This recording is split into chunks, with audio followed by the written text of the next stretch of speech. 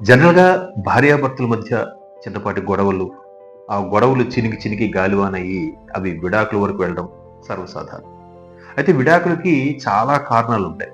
అంటే భర్త అలవాట్లు నచ్చలేదనో, లేదా అత్తింటి వేధింపులు నచ్చలేదనో ఇట్లాగా విడాకులు తీసుకుంటూ ఉంటారు. కానీ భోపాల్‌లో ఈ మధ్య జరిగిన ఒక ఘటన చూస్తే చాలా విచిత్రంగా అనిపించింది. భర్త పడుకున్నప్పుడు గురక పెట్టే సౌండ్ భరించలేక తనకు నిద్ర పట్టట్లేదని విడాకులకి అప్లై చేసింది. ఎంత విచిత్రంగా ఉంది కదా!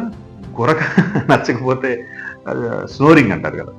సో, అది ట్రీట్మెంట్ తీసుకోవడము, లేదంటే ఇంకేదైనా ఆప్షన్స్ చూడడము, లేదంటే తను వేరే గదిలో, తిను వేరే గదిలో పడుకోవడము. అంటే కాంప్రమైజ్, అడ్జస్ట్‌మెంట్ అయ్యారు. కానీ ఏకంగా విడాకుల వరకు వెళ్ళిందంట. సరే కౌన్సెలింగ్‌లో ఒక 3, 4 సార్లు పిలిపించారు.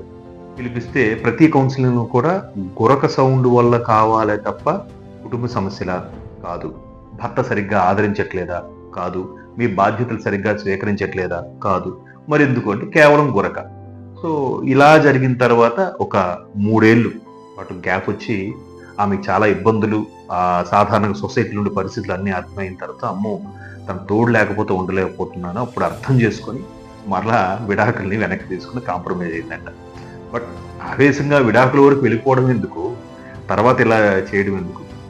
సో ఏదైనా లైఫ్ ఈజ్ కాంప్రమైజ్ అన్నారు.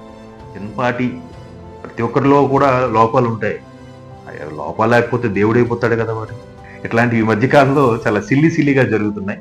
అందులో భోపాల్‌లో జరిగిన ఘటన ఒకటి.